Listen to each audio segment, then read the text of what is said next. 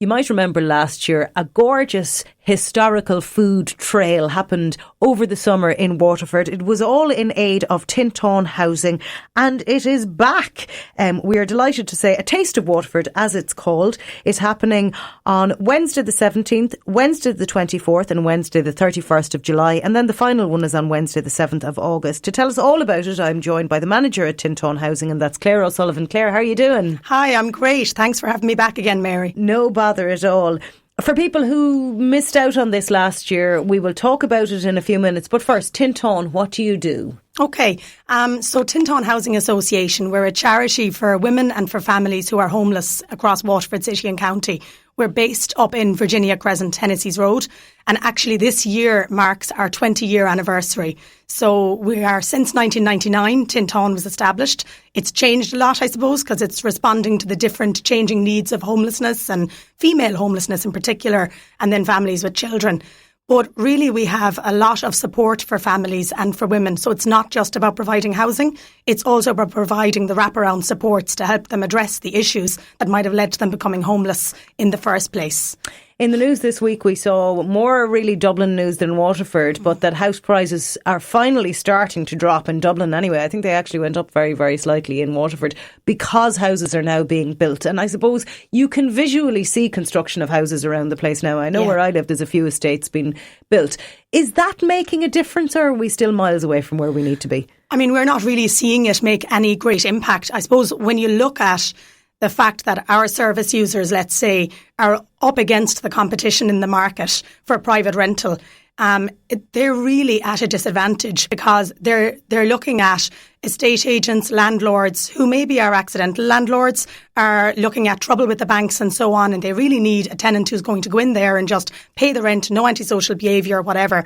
A lot of the people, say, maybe who would use our service would have had issues in the past, would certainly have had issues years ago that they are addressing and have addressed. But the stigma, I suppose, of homelessness works against them as well. So I suppose we have that element to try and combat as well. So they might go for a viewing, an open viewing on a property, and there could be 20 more people there. So it's soul destroying. It's disheartening for people. It is disheartening. A big part of what we do is motivation, so trying to motivate people to change and try to work with the motivation they have. But it is difficult. Like, we'll look at helping them to, say, start their savings and work towards getting their first month's rent in advance and so on. And they do all of that. They've worked on all of the programmes that we have in-house, like we have a pre-tenancy programme, literally working on how can I be a good neighbour? What are my responsibilities as a tenant? What are my rights as a tenant? And so on. They'll do all of that, and yet they still might get knocked back. Now, we are having move on, but very often we're having move on, say, through the local authority, through ourselves as a housing body or through other housing bodies, probably a bit more so than private rental at this stage. I'd imagine you must work quite closely with the local authority. Oh, we do, very, very closely. We would be part of the homeless action team that meets every Thursday morning in the new Waterford Integrated Homeless Services in Parnell Street. And that would be a meeting with the local authority, some HSE services also, probation officers, ourselves as housing bodies, and we'd all sit there, and it would be around the case management of each client, of each person who presents as homeless. Now, how are you funded? How do you keep going? Yeah, we have our core funding. We're funded for the housing element through the local authority, and we're also funded through the HSE to provide the support element, the care element, and that's for staffing. So everything else then, so our running costs, down to our electricity, our heat and light and so on, the printers, the paper, the ink, everything that we use, that's actually from our rental income and donations and fundraising.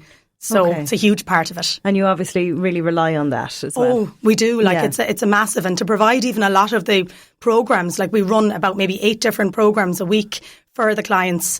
And to be able to have more than the staffing, but the quality element of it, the donations and fundraising really help us to, I suppose, put the quality into the programmes as well. Okay, so this is where A Taste of Waterford comes in. This is a lovely cultural idea. It's not just about food, it's about history, it's about the arts, it's about everything combined in one. You did this last year. I went along to one of the nights, thoroughly enjoyed it. So on the 17th, 24th and 31st of July, like we said, 3 Wednesdays, and then Wednesday the 7th of August, you are running A Taste of Waterford. Yes. And this is, for all the world, kind of a food trail, but you learn about Waterford City as you're going along. Yeah, it's unbelievable. And I mean, like you said, last year was our first year, and we were kind of thinking, you'd be a bit dubious thinking, is it going to work? Is it going to be exciting and interesting? And the feedback we got is huge. I mean, so much so on the history part, because I would never have been like a history buff myself. I really wouldn't have. I'm from Kerry originally. I'm in Waterford 6 years. But we had people from Waterford on this trip last year. And what we kept hearing was, God, like I'm learning so much about Waterford that I never knew. So the history part of it is huge. And I think the way it's done as well, like we had Derek McGrath last year doing it, and like he's hilarious. He was brilliant. Yeah. He's hilarious and like a fountain of knowledge. And we have Tig Williams this year. He's studying history in Trinity. Excellent. And like anybody that knows him will confirm, he's stone mad also. So we really are expecting that there is going to be a lot of the social history, fun facts and stuff all along the way, but it's done in a casual way. So it's not a history lecture. It's very much conversational as you're trailing from restaurant to restaurant.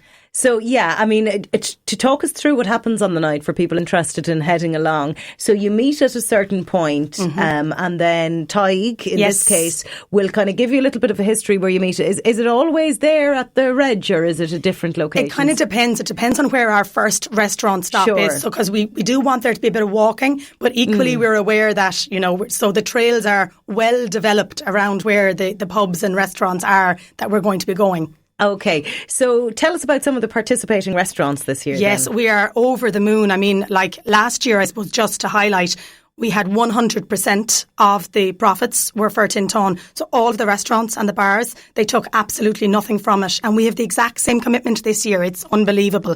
So we have Bishop's Palace are on board for the first time this year. We have the Fat Angel, Suez at the Reg, Momo's, Emiliano's, Everett's, La Boheme, the Olive Tree, Heary's, McCleary's and Sabai Thai. And then we have our same bars as last year, and they were wonderful, Ishkabaha and Davy Max and Revolution. And just so people know, you won't go to all of those places in the one night. You'd never get home. Yeah, because I mean, you're stuffed anyway. Yeah. So you go to, is it 3 or 4 restaurants? And we're kind of looking at 3 restaurants. So it's kind of looking like a signature dish in each restaurant.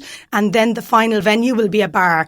We're not actually advertising which restaurant. So it's potluck, which you get. But I mean, from all the ones I've named, I mean, it is the quality of the restaurants around Waterford. It's fabulous. Yeah, it was great last year. It's such a good idea. And I actually really liked the element where you don't actually know where you're going to next. Yes. And like, I would warn people not to have eaten for a long time before you go, because you really will be full. Absolutely. Like, I mean, we were saying last year, it's tapas style, and sure, no restaurant did tapas style. It was like, all right. Because I suppose it is the restaurant's opportunity too to kind of showcase. And a lot of them did say they got return business as well. They were delighted to be involved. It's also a lovely social event because you're with a group of people that you wouldn't necessarily know or have met before. And you all, you're kind of lumped together. Absolutely. So you all end up chatting. Yeah. And like you said, you're learning about the history of Waterford as well. And food is such a part of that culture. Absolutely. Oh, it really is. And I think the fun element in Waterford too. And I know a lot of people say they would have thought, I don't know, I've never been to that restaurant now. I don't think I'd like that type of food. And then they go and they kind of sample, and the amount of people that have said, I would never have thought to go there. That's it. That's where I'm booking for my birthday, because they got a sample of it, I suppose, but absolutely stuffed at the end of it. Definitely. And like you said, you're finding out things about the city, little nuggets of history and various points of the city as well that you mightn't have known. And like you said, Tig, is studying history. So this is kind of his passion as well. So he'll want to pass that on to people. And I mean, he's well known in Waterford. Tig and a few others would be really friends of Tinteán. They do a lot with us over the years between Busgate and different things that they do for us. So he understands, I suppose, about Tinteán and what it is we do, and he gets Waterford City and the history. He's passionate about it. And I suppose that's what brings it alive as well, when you have someone who's passionate about what they're doing. So we know, I mean, we don't even know what's going to happen because it's Tig, but it will be hilarious. Brilliant stuff. How many people can fit on each Wednesday night? Like we said, it's 4 Wednesdays from 17th, 24th, 31st of July and then the 7th of August. It would be 20 participants per night. And I suppose just to say, before we've even started advertising, we have the third night is sold out already. Wow. Based on last year. and we have almost sold out between 2 other nights. So it's amazing, and we're only just starting to actually advertise it. But it was so popular last year that we've had people contact us in the office and on social media saying, are you doing it again? Can we come on board? Be sure you let us know, which is just wonderful. That's fantastic. Yeah. Now, obviously, there's a cost. You're paying for the ticket, but every penny you earn goes to Tinteán. I think it's really important for people to know that as well, because I think a lot of people, for good reason, are often dubious about charity and where the money really goes, but 100% back into Tinteán. 100% back into Tinteán. The tickets are €60 each, and that does include your food at 3 stops and also a drink at each stop and also a drink at the final stop also. And a walking tour of And Waterford. your walking tour and all the historical element. Yeah. And just for people who are maybe interested in coming along, what time does it start? And kind of, just so people can kind of give themselves a time and that kind of thing as well. Yeah, we're looking at like a 6 or half 6 start. It depends on the different restaurants, but we're looking at it starting at around 6:15 in the evening. And then you'll have the historical element, say, for 15 minutes as people are meeting, and then move on to the restaurants. It's typically around a half an hour per stop that we have in each venue. And sure, then when you're in the final one, you can just stay as long as they're open. Yeah. And if you're lucky, you mightn't have work in the morning. Yes, if you can manage it well. If you can manage it well, exactly.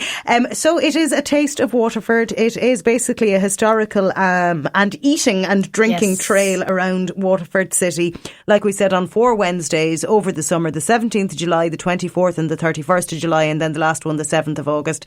It is selling out fast, like you said. Every penny you pay for your ticket will go back into Tinteán, the Housing Association. Where can people find out more, Claire? Okay, well, we have our Facebook page, Tinteán Housing Association, and also if they wanted to phone the office on 051 844 076, they can also book tickets.